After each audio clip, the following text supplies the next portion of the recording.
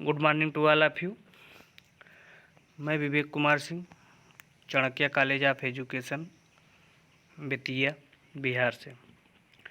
आज हम लोग डीएलएड सेकेंड ईयर के ES9 में यूनिट फर्स्ट NCF 2005 विज्ञान शिक्षण में पाठचर्या निर्माण के सिद्धांत के बारे में अध्ययन करेंगे। पाठचर्या निर्माण के सिद्धांत में हमारा पहला पॉइंट है बाल केंद्रित सिद्धांत। बाल केंद्रित सिद्धांत क्या है? इसमें बाल केंद्रित सिद्धांत में जो है बालक को सर्वाधिक महत्व दिया जाता है। हम जानते हैं कि बालकों की संज्ञानात्मक योग्यता एक क्रम में विकसित होती है। बालकों की संज्ञानात्मक योग्यता जो है वह एक क्रम में विकसित होती है। बालक की उम्र बढ़ने के साथ न केवल उसका बौद्धिक विकास होता है, बालक की उम्र बढ़ने के साथ उसका न केवल बौद्धिक विकास होता है, अपितु उसका शारीरिक, भावात्मक, नैतिक और सामाजिक विकास भी लागू होता है। बाल केंद्रित सिद्धांत में हमारा है, इसमें बालक को सर्वाधिक महत्व दिया गया है और बालक की संज्ञानात्मक योग्यता एक क्रम में विकसित होती है। बालक की उम्र बढ़ने के साथ न केवल उसका बौद्धिक विकास होता है, अपितु उसका शारीरिक, भावात्मक, नैतिक और सामाजिक विकास भी लागू होता है। दूसरा पॉइंट हमारा है समुदाय केंद्रित सिद्धांत। समुदाय केंद्रित सिद्धांत में क्या है? हम जानते हैं कि बालक समाज की शक्ति है। हम जानते हैं बालक जो है वो समाज की शक्ति है। संभवतः कोई भी समाज इनके बिना पूर्णतः जो है विकसित नहीं होता है। बालक समाज की एक शक्ति होती है, कोई भी समाज बिना इनके पूर्णतः विकसित नहीं होता है। हर समाज में वृद्धि और विकास होता है, प्रत्येक समाज में वृद्धि और विकास होता है। विकास के लिए मानवीय संसाधनों की आवश्यकता होती है। विकास के लिए किसकी आवश्यकता होती है? विकास के लिए मानवीय संसाधनों की आवश्यकता होती है।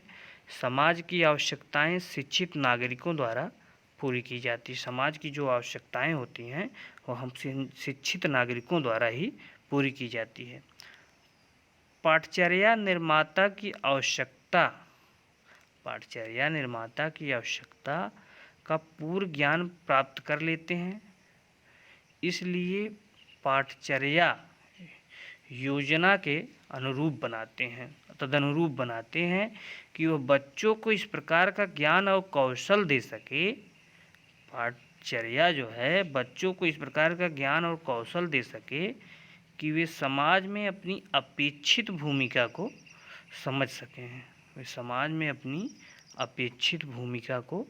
समझ सकें और समाज की आवश्यकताओं को पूरा करना चाहिए। तीसरा पॉइंट हमारा है इसमें विज्ञान के एकीकरण का सिद्धांत। विज्ञान के एकीकरण का सिद्धांत क्या है? हम जानते हैं कि 20वीं शताब्दी के बाद आधे भाग में ज्ञान का विस्फोट हुआ। 20वीं शताब्दी के बाद आधे भाग में ज्ञान का विस्फोट हुआ और पहले की अपेक्षा ज्ञान कहीं अधिक गति से बढ़ा है। ज्ञान की यह वृद्धि सभी विषयों में तथा विज्ञान और सामाजिक विज्ञान में बहुत अधिक हुई है। ज्ञान की वृद्धि सभी विषयों में तो हुई ही है, लेकिन विज्ञान और सामाजिक विज्ञान में बहुत अधिक हुई है। जब बच्चे स्कूल छोड़कर बाहर आएंगे तो जो चीज़ें उनके लिए आज संगत हैं, बच्चे स्कूल छोड़ के जब बाहर आएंगे जो चीज़ें उनके लिए आज संगत हैं, भविष्य में वो असंगत हो सकती है। जो संगत है वो भविष्य में असंगत भी हो सकती है, क्योंकि विज्ञान की अपनी स्पष्ट संरचना है। विज्ञान की जो है अपनी एक स्पष्ट संरचना है और इस संरचना के अंतर्गत नए ज्ञान को स्थान दिया जाता है। हम जानते हैं कि जीव विज्ञान, रसायन विज्ञान, भौतिकी विज्ञान की 3 शाखाएं हैं। जीवन की वास्तविक स्थितियों में इनको अलग नहीं किया जा सकता। जैसे हवा का उदाहरण लें, हवा के अवयवों को हम रसायन विज्ञान में पढ़ते हैं तथा उसके दबाव और गति को भौतिक विज्ञान में। चूँकि यह सांस लेने में बहुत आवश्यक है, इसलिए उसका अध्ययन हम जीव विज्ञान में करते हैं। यही स्थिति पानी और भोजन की भी है। इसलिए एकीकृत प्रकृति को महत्व देने के लिए तीनों विषयों को मिलाकर माध्यमिक स्तर पर सामान्य रूप से पढ़ाया जाना चाहिए। हवा का उदाहरण हमने लिया, उसमें अवयव को जो हम केमिस्ट्री में पढ़ते हैं, उसके दबाव और गति को फिजिक्स में, क्योंकि सांस लेने में बहुत आवश्यक है, इसलिए इसका अध्ययन हम बायोलॉजी में करते हैं। इसलिए हम विज्ञान की तीनों शाखाओं में का अध्ययन करते हैं। इसलिए एकीकृत प्रकृति को जो है महत्व देने के लिए तीनों विषयों को मिलाकर माध्यमिक स्तर पर सामान्य रूप से पढ़ाया जाना चाहिए।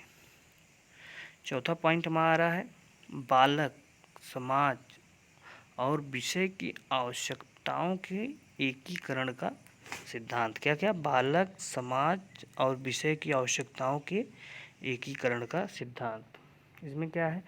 बालक, समाज और विषय की आवश्यकताएं तीनों समान रूप से महत्वपूर्ण है। किसका? बालक, समाज और विषय की आवश्यकताएं तीनों समान रूप से महत्वपूर्ण है। अतः हम इन तीनों की आवश्यकताओं को संतुलित रूप से स्वीकार कर सकते हैं। हम इन तीनों की आवश्यकताओं को जो है संतुलित रूप से स्वीकार कर सकते हैं। योजना के प्रत्येक स्तर पर हमें तीनों पक्षों का ध्यान रखना चाहिए। योजना के प्रत्येक स्तर पर जो है हमें इन तीनों पक्षों का ध्यान रखना चाहिए। पांचवा पॉइंट हमारा है सृजनात्मकता का सिद्धांत। सृजनात्मकता का सिद्धांत क्या है? क्या आपने ऐसा कोई सामान्य एवं स्वस्थ बालक देखा है? कोई ऐसा सामान्य एवं स्वस्थ बालक देखा है जो लंबे समय तक कुछ न करते हुए बैठा रहे? ऐसा संभव ही नहीं है कि कोई सामान्य एवं स्वस्थ बालक लंबे समय तक बिना कुछ करते हुए बैठा रहे, क्योंकि बालक स्वभाव से जो ही उत्साही होते हैं। स्वस्थ बालक जो है हमेशा वह सक्रिय रहेंगे, कुछ न कुछ करते रहेंगे। यदि बालकों के क्रियाकलाप को देखा जाए तो हम यह पाएंगे कि उनमें से अधिकतर बालक सृजनात्मक होते हैं। स्वस्थ बालक हमेशा सक्रिय होते हैं। यदि बालकों के क्रियाकलाप को देखा जाए तो हम यह पाएंगे कि उनमें से अधिकतर बालक सृजनात्मक होते हैं। इनमें सक्रिय योग्यता बनाए रखने के लिए पाठचर्या को सृजनात्मक बनाने के प्रयास करने चाहिए। पाठचर्या को जो है सृजनात्मक बनाने के प्रयास करने चाहिए। इस बात से बच्चों में नई पद्धतियाँ और तकनीकों के इस्तेमाल करने की आदत पड़ेगी। इस बात से बच्चों में नई पद्धतियाँ और तकनीकों के इस्तेमाल करने की आदत पड़ेगी। जब वे समाज में वास्तविक कार्यक्षेत्र में उतरेंगे, इससे उन्हें समाज के विकास में भाग लेने में सहायता मिलेगी।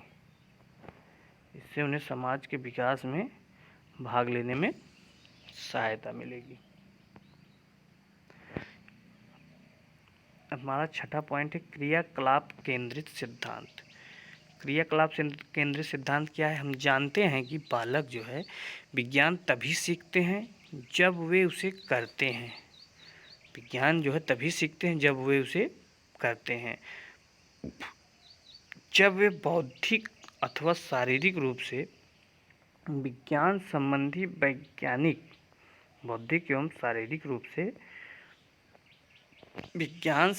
वैज्ञानिक सामग्री के संपर्क में आते हैं, प्रयोगशाला में आते हैं, तो वे उसके बारे में सीखते हैं।